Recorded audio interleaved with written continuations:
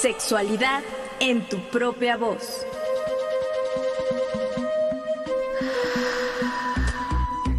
Historias, mitos y revolcones del pasado que resuenan en el presente.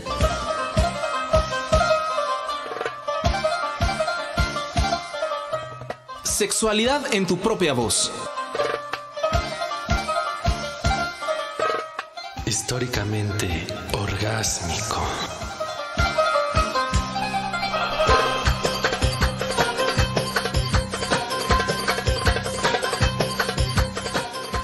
Buenas noches, bienvenido, bienvenida a una emisión más de Sexualidad en tu propia voz. Nos da mucho gusto saludarle, mi nombre es Edith Rojas y a la distancia Juan Carlos Hernández Meijueiro, conductor titular de este programa. Buenas noches, Juan Carlos. Buenas noches, querida Edith, ¿cómo te va?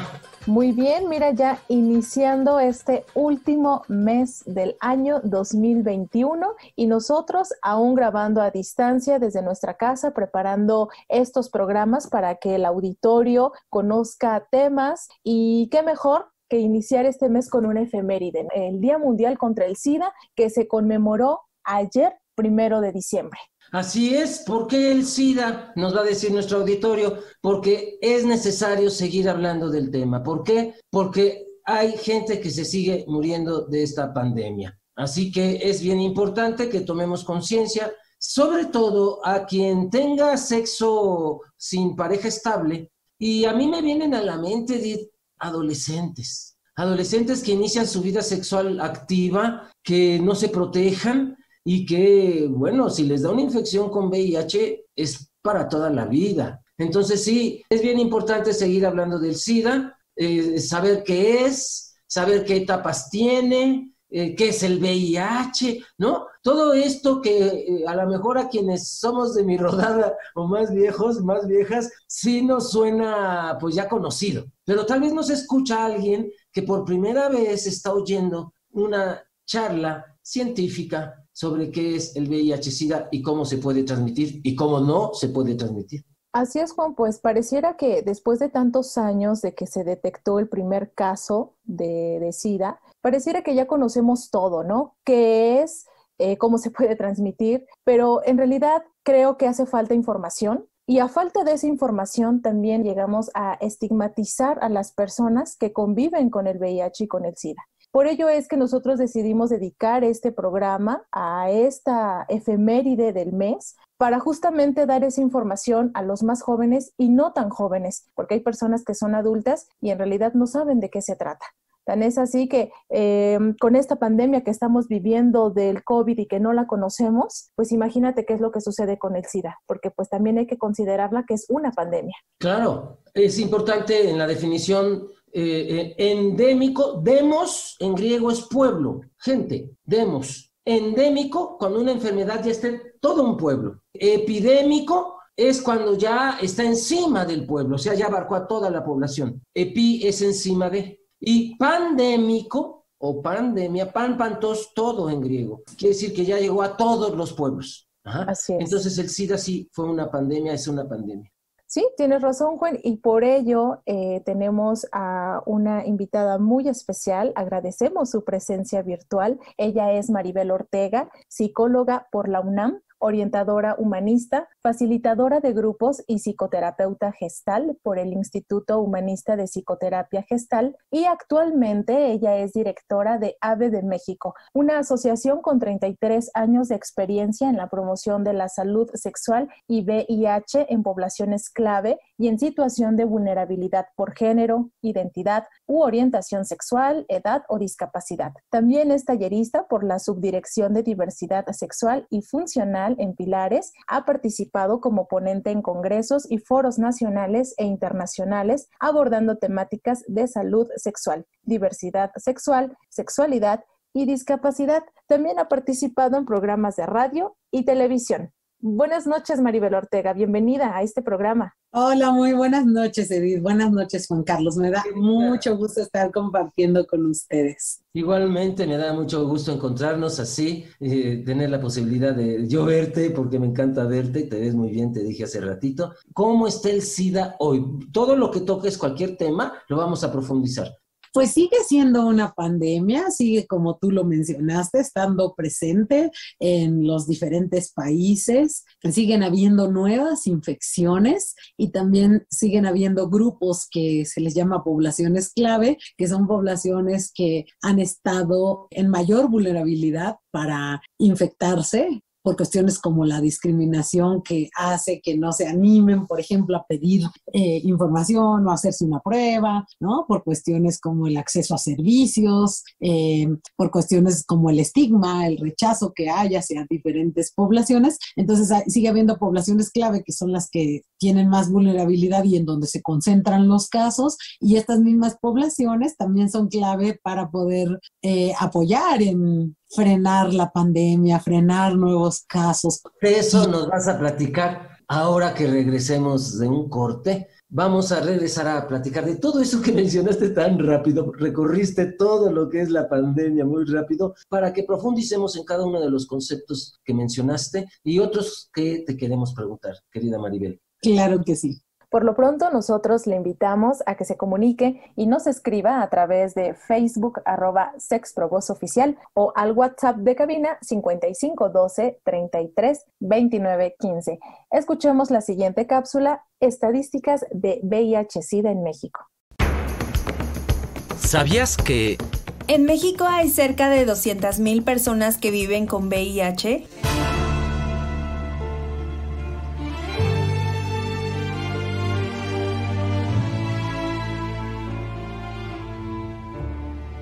De acuerdo al informe del último trimestre de 2021 del Centro Nacional para la Prevención y el Control del VIH y el SIDA, actualmente existen en el país 195,860 casos notificados de VIH. De esos casos, el 81% son de hombres y solo el 19% de mujeres. Tan solo en lo que va de 2021, se han registrado 6,568 casos diagnosticados, mientras que en 2020 se registraron 9,674. En cuanto a defunciones por VIH-Sida, la última cifra registrada fue de 2019 y el total fue de 5,281 casos. Entre los estados con la mayor tasa de casos diagnosticados se encuentran Quintana Roo, Colima, Yucatán, Tabasco y Campeche. La principal vía de transmisión es la sexual, le sigue la sanguínea, por el consumo de drogas inyectables y finalmente la perinatal.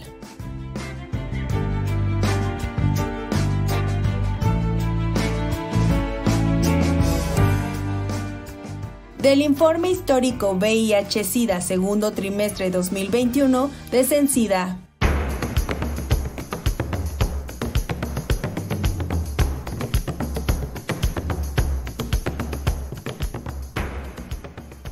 Lo que acabamos de escuchar en esta cápsula, cifras solamente de aquí, de México, y el 81% son hombres y 19% mujeres. Creo que ahí es una muy buena pregunta de insistir el por qué los hombres son los que se contagian más, y creo que tiene que ver con este autocuidado que hemos estado insistiendo en demás programas, que los hombres por su machismo, por la virilidad, dicen, pues ¿por qué me voy a cuidar? No me va a pasar nada, ¿no? Claro, igual está pasando con el coronavirus, Edith, ¿te acuerdas que claro, son más hombres los infectados? Pero vamos a preguntarle a nuestra querida Maribel, para quien nos escucha por primera vez sobre el VIH. Ajá. Así es. ¿Cómo surge la epidemia? ¿Cómo empezó todo? Claro, pues empiezan a descubrir en Estados Unidos casos de varios hombres principalmente que estaban presentando lo que se diagnosticaba como neumonía atípica, y eran jóvenes, y por eso se llama neumonía atípica, porque no tenía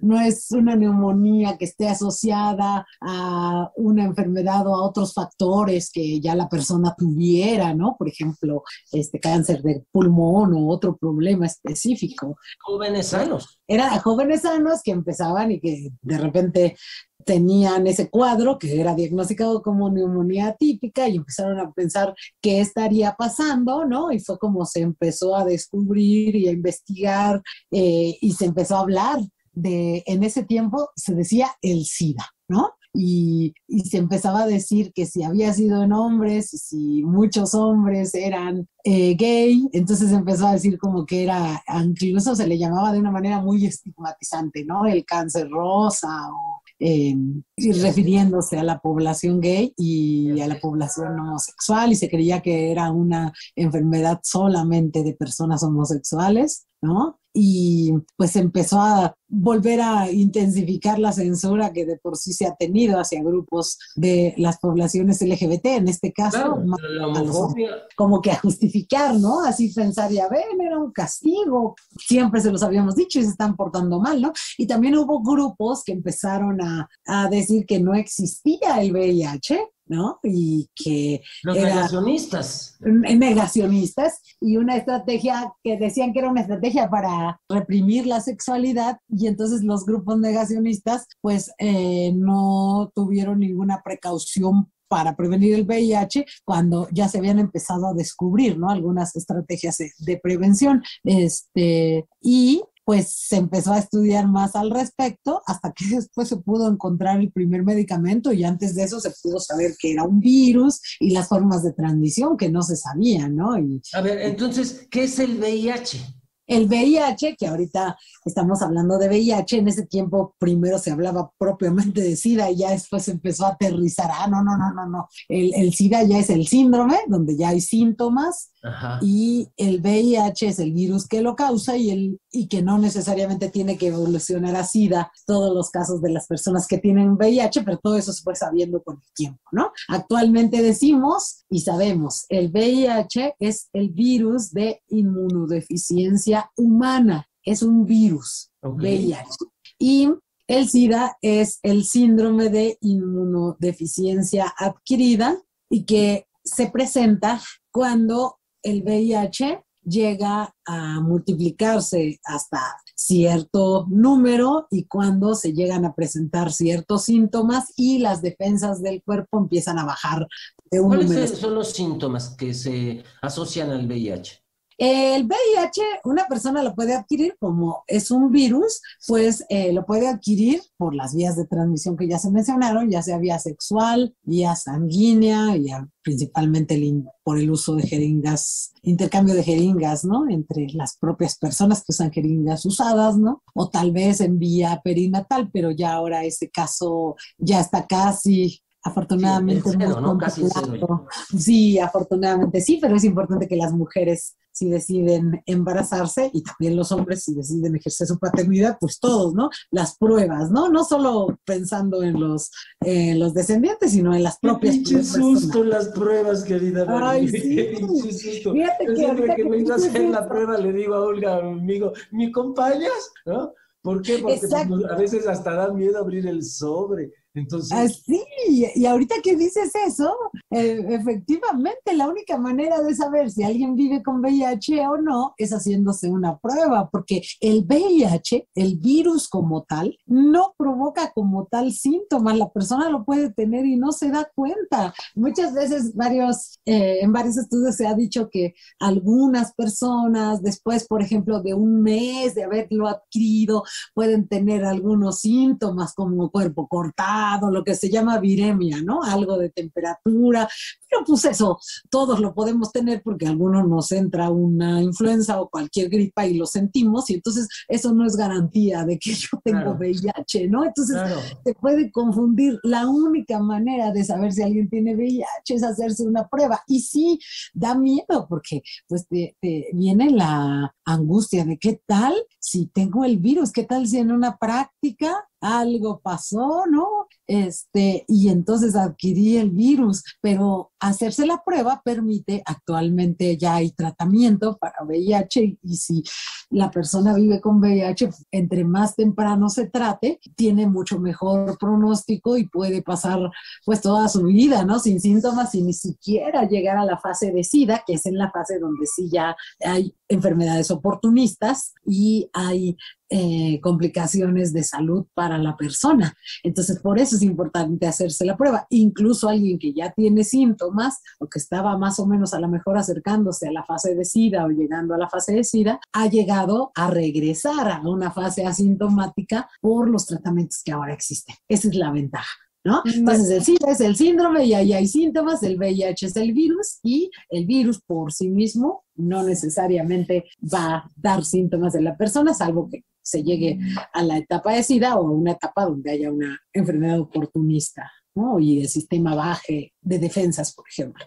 Justo con lo que tú nos estás diciendo, que el VIH es asintomático para muchas personas, entonces, ¿en qué momento es recomendable que uno se haga la prueba del VIH? ¿Cuándo tomar la decisión y decir, tengo que hacerme la prueba? Claro, claro. Bueno, hablamos ahora de prácticas de riesgo. Antes se creía que eran las personas las que eran de riesgo y la gente creía... Grupos de riesgo. Pues sí, la gente decía, yo no soy homosexual, yo no tengo ningún riesgo. Yo soy bisexual, o sea, soy hombre y estoy con mujeres y con hombres, pero no soy homosexual, entonces yo no tengo riesgo, ¿no? O no, pues yo soy mayates les decimos acá en el pueblo. Exacto, y se creía, no, pero como yo soy el que penetra, yo no tengo riesgo, ¿no? Por ejemplo, ¿no? Incluso hombres homosexuales que decían, pues es que yo soy el que penetra, claro, ¿no? El homosexual es el otro, yo soy el hombre, ¿no? Entonces claro, yo no tengo riesgo. Se creía que era la gente la que era la de riesgo, y no, son prácticas de riesgo. Por ejemplo, la penetración anal sin condón, o sea, el pene penetrando al ano sin condón, es una práctica de riesgo porque ahí hay intercambios de fluidos y la penetración por sí misma genera algunos pequeños sangrados que muchas veces no se ven, pequeñas heridas, que favorece que los fluidos sexuales de la persona puedan entrar más fácil o que la sangre de esa persona que sangró, tuvo esas pequeñas heridas, pueda entrar por la uretra al pene. Entonces, la penetración anal sin condón, pues es una práctica de riesgo. La penetración vaginal sin condón también, ¿no? Obviamente el intercambio de jeringas, cuando ya hablamos de la vía sanguínea, el intercambio de jeringas para quienes usan drogas y que se prestan las jeringas es directa, también una práctica de alto riesgo. Es una microtransfusión sanguínea, ¿no? Exactamente, porque la jeringa está pues aislada y de alguna manera se jala un poco de sangre de la otra persona, se tiene todo el contacto, ¿no? Entonces, también son prácticas de riesgo en ese sentido, ¿no? Entonces, cuando estás diciendo que prácticas de riesgo, dijiste, es transmisión de fluidos. Todos los fluidos corporales, por ejemplo, besar con la saliva, ¿hay transmisión del VIH? Qué bueno que tocas ese punto. No, estamos hablando de los que se les ha llamado fluidos sexuales, que en este caso es donde hay riesgo, es donde hay, por ejemplo, entrada de fluidos sexuales al cuerpo, sobre todo vía anal o vía vaginal, o hablamos, por ejemplo, de el semen, ajá, de también el líquido preeyaculatorio en menor grado, pero sí también puede contener el VIH, los fluidos vaginales también, y obviamente también la sangre, ¿no?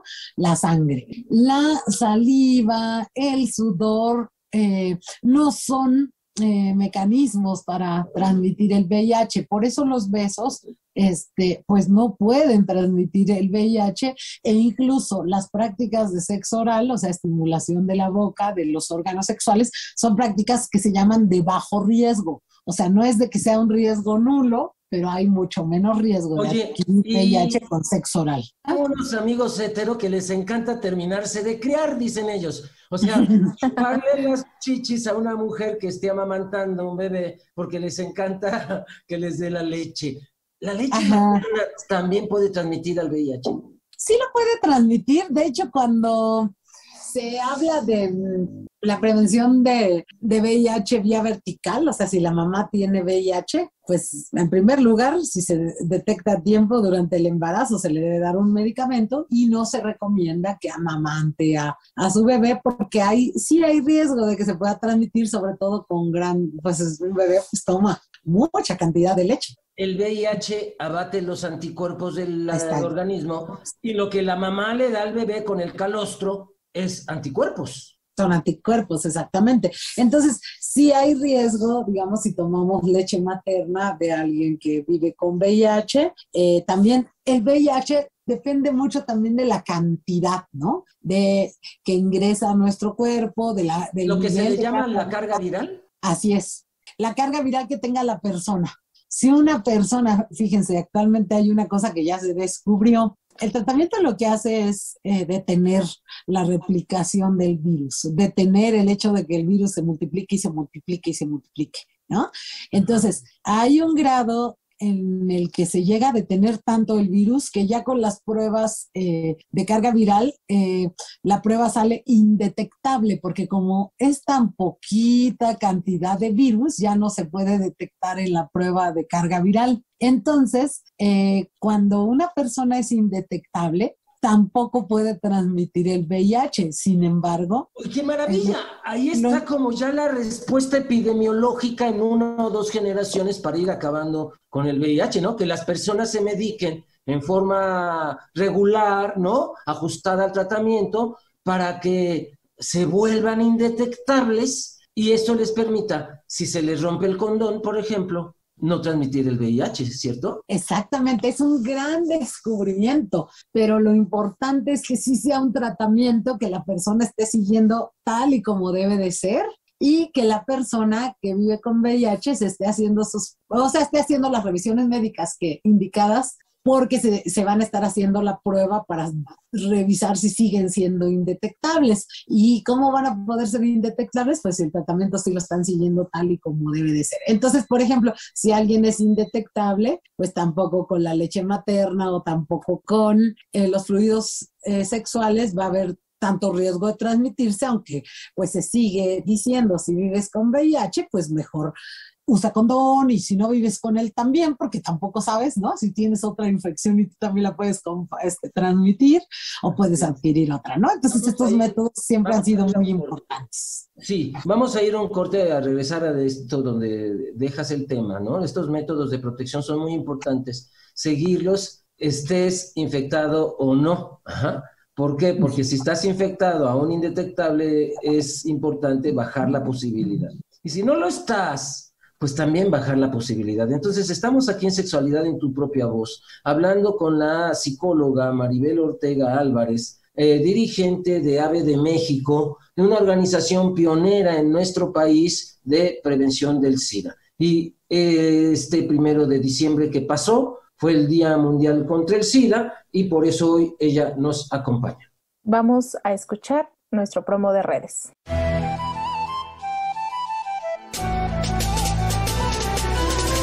Te invitamos a participar a través de las redes sociales. Facebook, Sexprovoz Oficial. Instagram, Sexprovoz.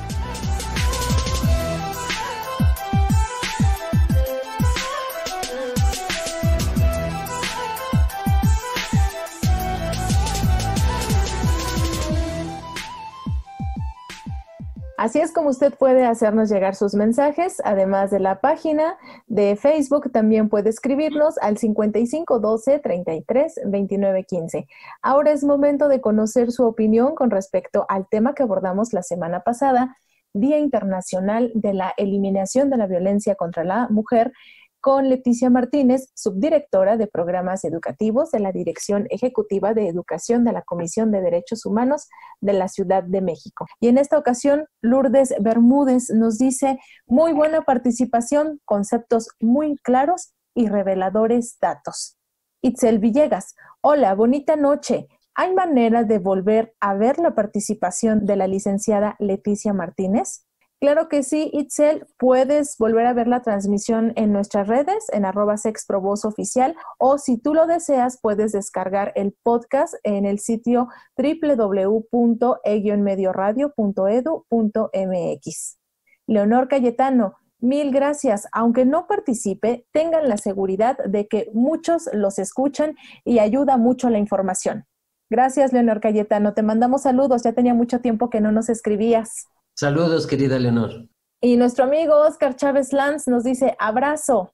Va de vuelta el abrazo, Oscar. Gracias por estar siempre presente. Abrazos, carnal. Fue tu cumpleaños, felicidades. Feliz cumpleaños, Oscarito. Y por último, Anafia Olma nos dice muchas felicidades a la ponente. Ojalá la vuelvan a invitar.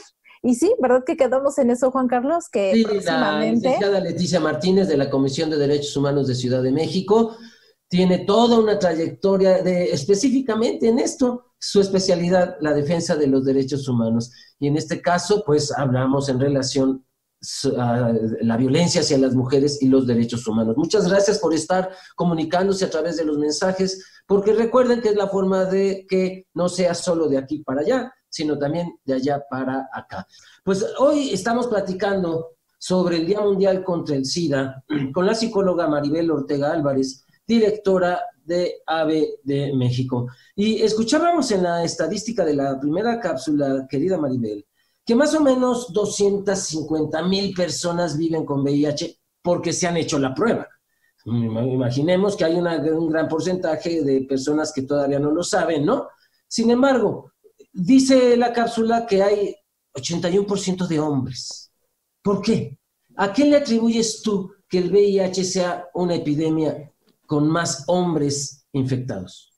Pues bueno, la pandemia ha estado concentrada en hombres que tienen sexo con otros hombres, así como, por ejemplo, ¿no? El virus del papiloma humano ha estado concentrado, ¿no? en las mujeres, y entonces se ha estado transmisible más de manera heterosexual, por ejemplo, entre hombre-mujer, mujer-hombre, porque el hombre es asintomático en cuanto al papiloma, por ejemplo, ¿no? Así, okay. El VIH ha estado concentrado en hombres que tienen sexo con hombres, y lo que ha pasado es que, a diferencia del prejuicio que se tenía, ¿no? Que es solo de homosexuales, pues no.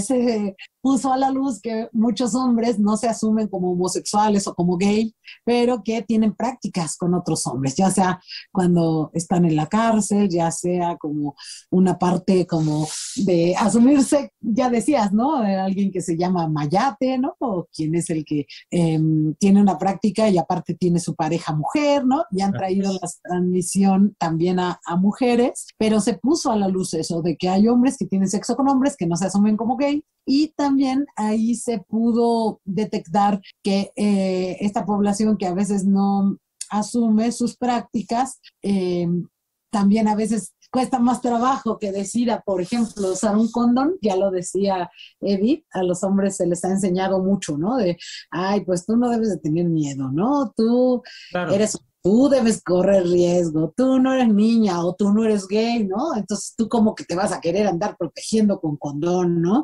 Tú eres el hombre, pero eres el activo, que se cuide el otro o así, ¿no? Entonces, esas ideas machistas que sí favorecen el que los hombres se hayan cuidado menos y haya habido como menos, se haya podido detener la transmisión de casos entre hombres que tienen sexo con hombres, y pues que también haya transmisión de casos de hombres que también tienen prácticas con mujeres, pues hacia las mujeres, ¿no? También por esta parte de no protección, de no cuidarse. Exacto. La población bisexual se va a convertir en una población clave porque se convierte en el puente de transmisión entre la comunidad gay y la comunidad hetero, ¿cierto?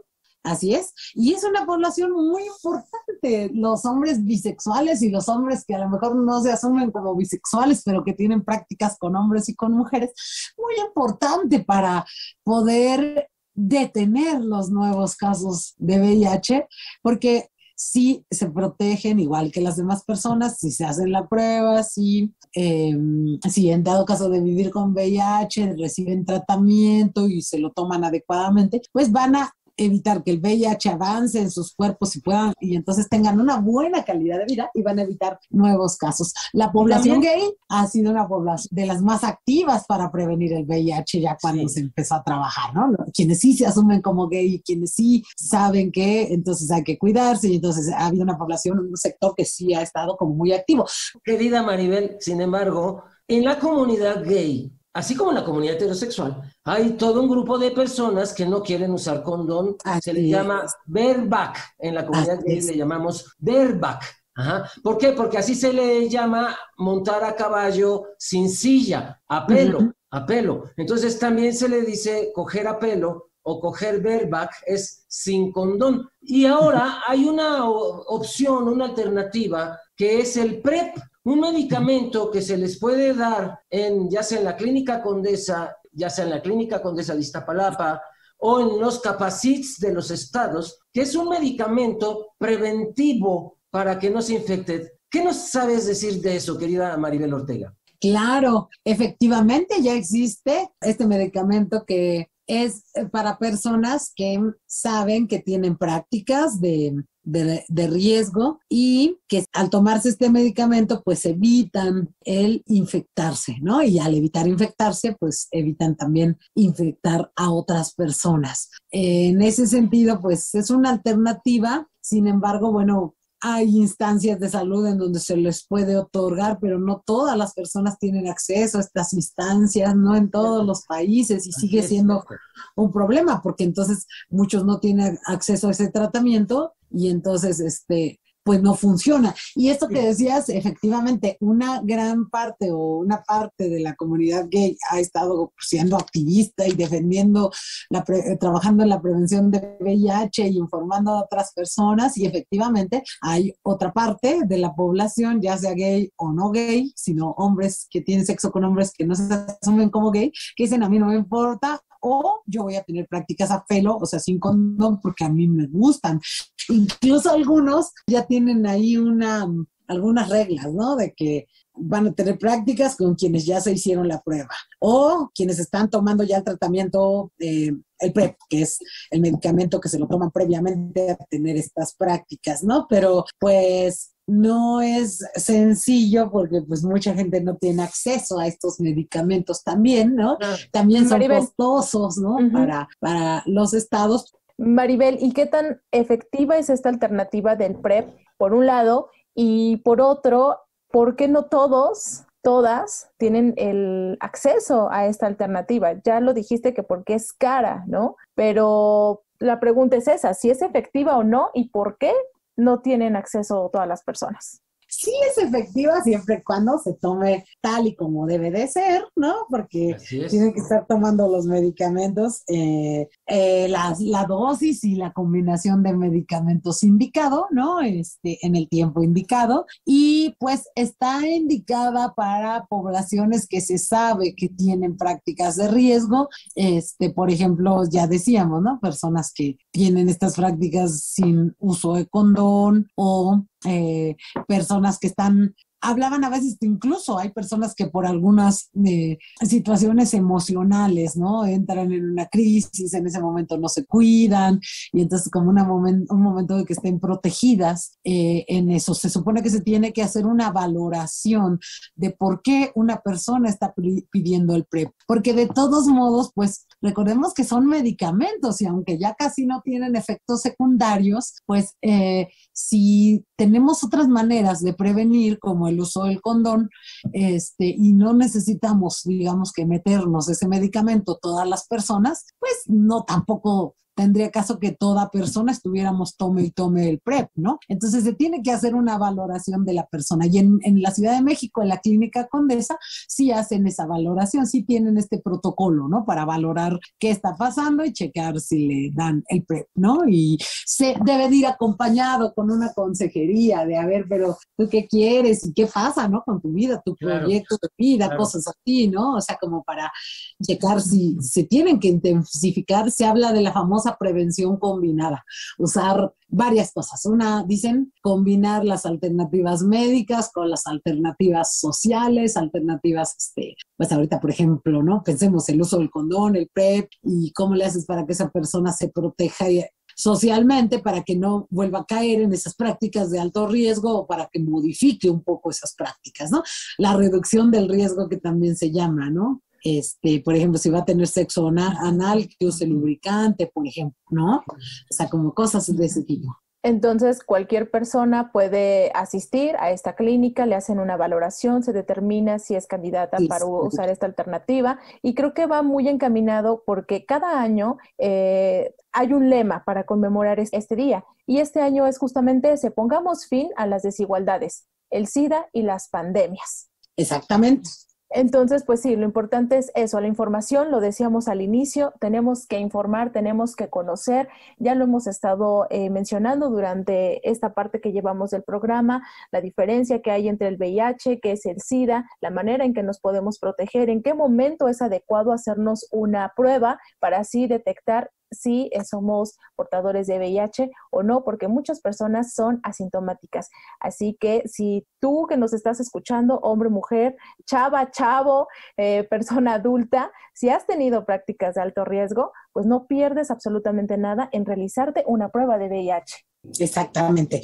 Y por ejemplo, hay personas que ya decíamos, ¿no? Deciden, a lo mejor venían usando condón, pero después deciden que como pareja quieren ya dejar de usar condón, pues ahí entran otros factores, pero lo primero que tendrían que hacer es hacerse las pruebas, ¿no? Para saber cómo están, no solo de VIH, sino de otras infecciones. Y después habría que saber, porque estás depositando tu vida en manos de otra persona y qué tanto va a ser honesta esa persona si en algún momento tiene un encuentro sexual con alguien más, ¿no? Entonces, como abrir el tema de la honestidad, pero en primer lugar, si van a decidir ya no usar condón, pues las pruebas son muy, muy importantes también, ¿no? Por supuesto.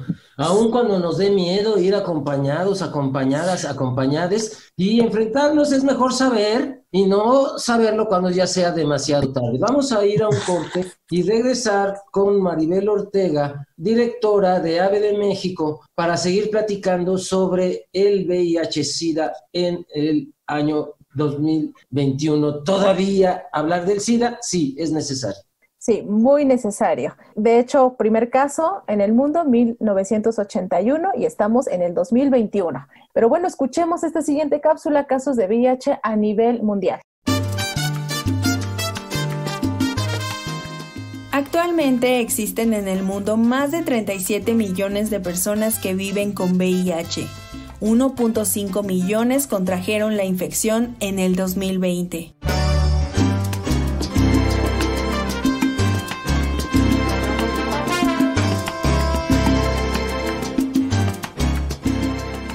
La cifra mundial de personas que viven con VIH en el mundo es desalentadora, pues suma 37.7 millones de casos en todo el planeta. De ellos, 36 millones son adultos y 1.7 millones niños menores de 14 años. Del total de casos, 53% son mujeres y niñas. Hasta el año 2020, se registraron 680,000 personas que fallecieron a causa de enfermedades relacionadas con el SIDA. De acuerdo a las estadísticas, el 84% de todas las personas con VIH conoce su estado serológico. Al cierre de diciembre de 2020, 27.5 millones de personas tienen acceso a la terapia antirretroviral, en comparación con el año 2010, donde solo 7.8 millones contaban con acceso al tratamiento.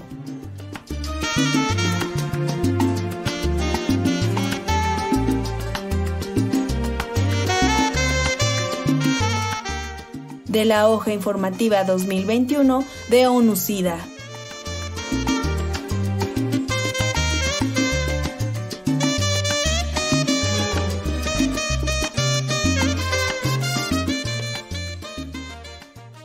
SIDA y desigualdad, SIDA e injusticia social. Yo recuerdo a una maestra muy querida de la UAM Xochimilco, mi querida Margarita Magaña, saludos desde aquí, desde Radio Educación, que decía que el SIDA estaba pegando sobre todo en donde ya había habido un SIDA anterior, el SIDA con H, síndrome de inmunodeficiencia adquirida por hambre. Y entonces decía, pues, ¿no?, que era muy difícil acceder a los medicamentos porque pues son muy caros. Hoy los gobiernos los tienen que comprar y darlos gratuitamente a la población que vive con VIH, porque no se podría pagar 18,000, 25,000, 30,000 pesos mensuales para vivir con VIH. Entonces, recuerdo una sátira de South Park, estas caricaturas satíricas para adultos y adultas, y una de los capítulos hablaba de por qué Magic Johnson no se murió si tenía SIDA,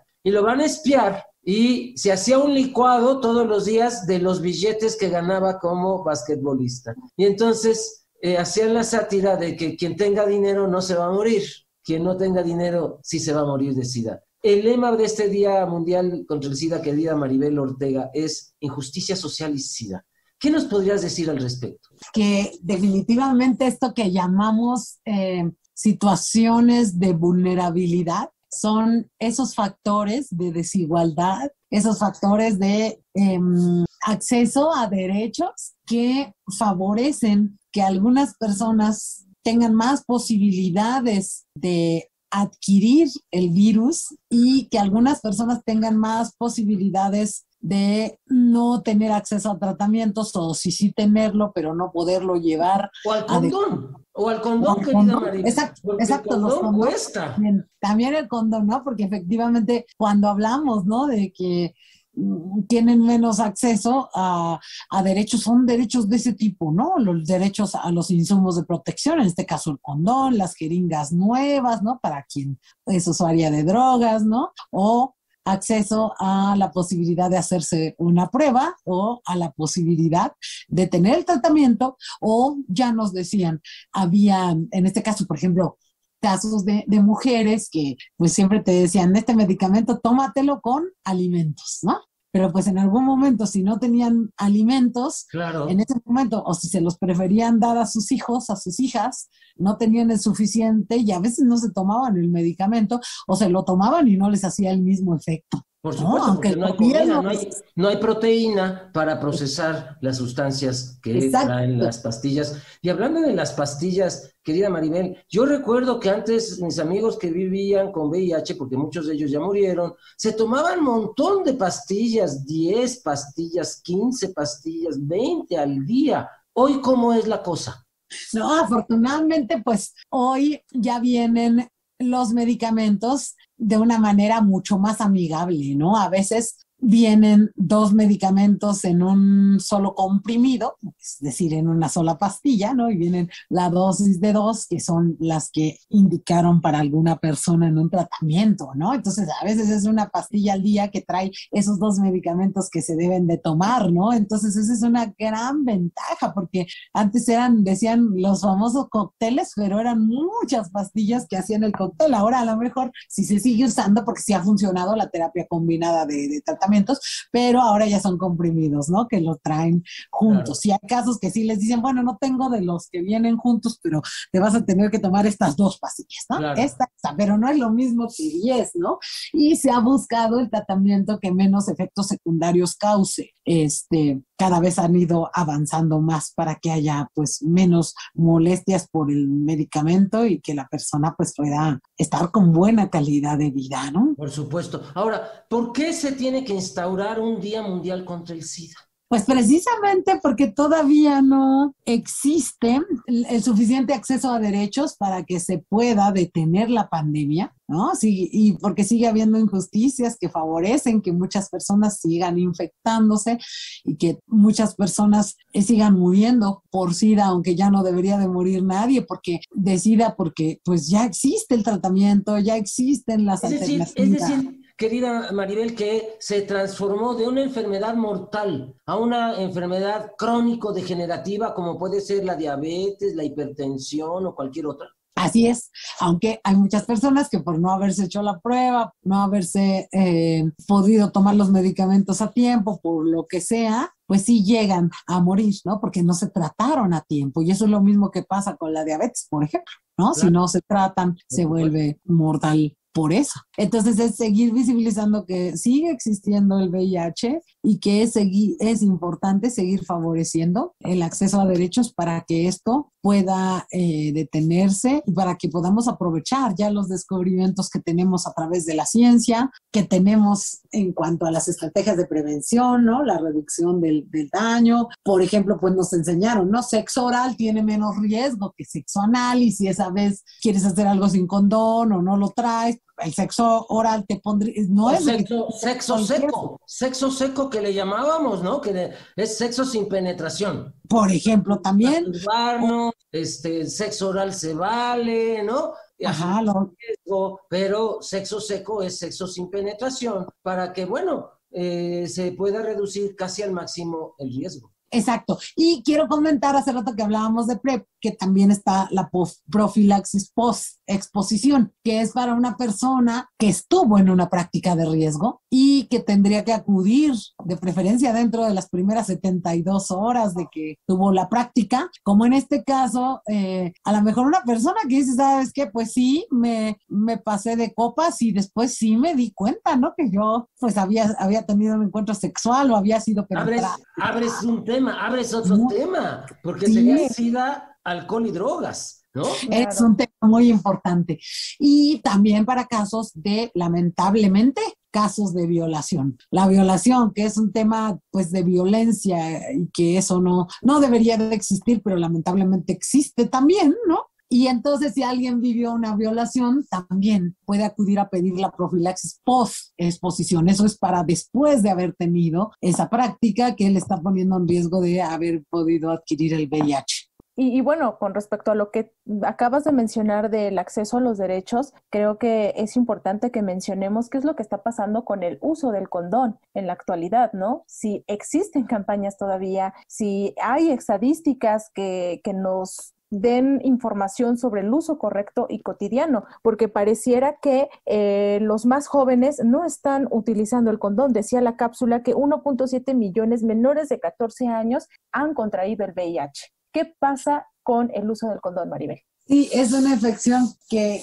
los nuevos casos han estado concentrados en la población joven. Y pues el uso del condón, aunque la juventud sabe del condón, pues muchas personas no lo usan. Por ejemplo, los estudios respecto a adolescencia, ¿no? Hablaban que, por ejemplo, hay jóvenes, la mitad de los jóvenes llega a usarlo, por ejemplo, en su primera relación sexual, pero después ya no lo sigue usando. Eso de la mitad es muy poco, ¿no? Deberían de usarlo, pues todas los jóvenes. Claro. Porque además les protege de embarazos no planeados, les protege de otras infecciones de transmisión sexual, pero es que en esta desigualdad y en esta discriminación, el problema también es que la sexualidad sigue siendo un tema tabú. Hace rato yo daba un taller para adolescentes con discapacidades y dijeron, ay, pero es que da pena ir a pedir un condón. Y sí es cierto que te siguen viendo feo, ¿eh? Y claro. Sí es cierto que la gente sigue juzgando, y cuando es un joven, una joven, por supuesto, pues más. Y cuando tienes discapacidad más, o cuando tienes otra vivencia específica.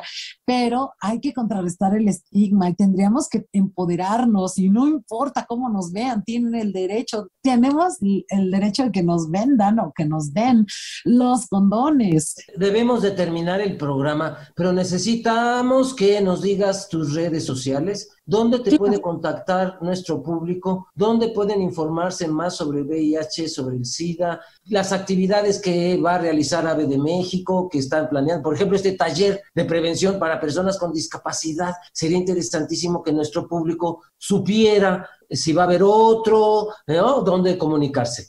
Exacto. Vamos a tener un taller el 14 de diciembre sobre placer protegido, placer divertido. Placer protegido, placer divertido. Muy bonito para personas con y sin discapacidad, y va a ser en Zoom y quienes no tienen discapacidad van a aprender otras cosas que también les van a servir para su propia vida y para su vida sexual, porque entre más diversidad hay, pues más posibilidades tenemos. Claro, y pues les invitamos para actualizarnos en los insumos, pero también en seguirnos divirtiendo, ¿no?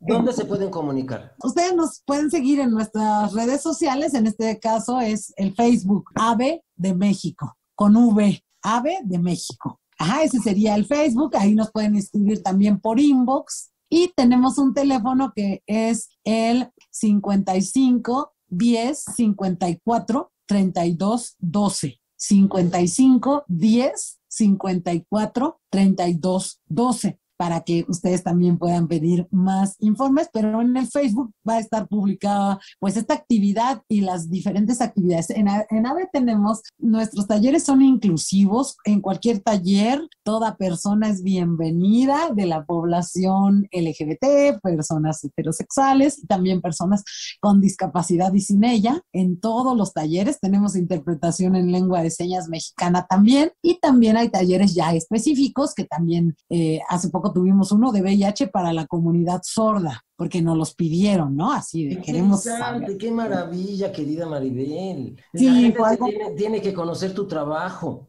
Muy, muy bonito. Y para quienes estén interesados, nosotros con mucho gusto vamos a estar posteando toda esta información en nuestras redes sociales, tanto la página de Facebook de AVE de México como el número al cual ustedes se pueden comunicar para que conozcan todas las actividades que ellos realizan, todos los talleres y la manera en que trabajan con diversas poblaciones. Ha sido un gusto, Maribel, que hayas estado con nosotros aquí en Sexualidad en tu propia voz. Gracias por estar en esta entrevista. Muchísimas gracias también a ustedes. Gracias, querida Maribel.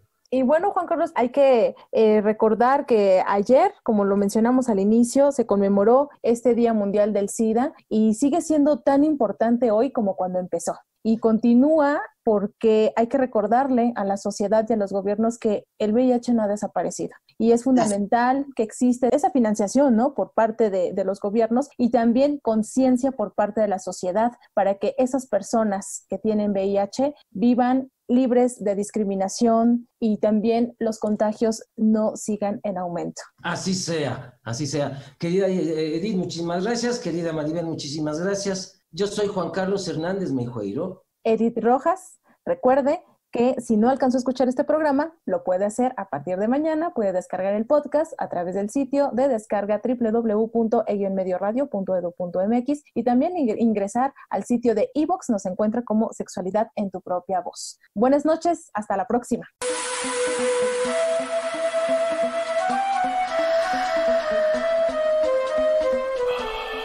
Sexualidad en tu propia voz.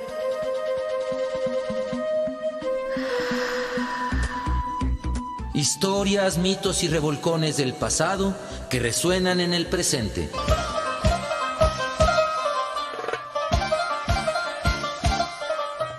Sexualidad en tu propia voz. Históricamente orgásmico.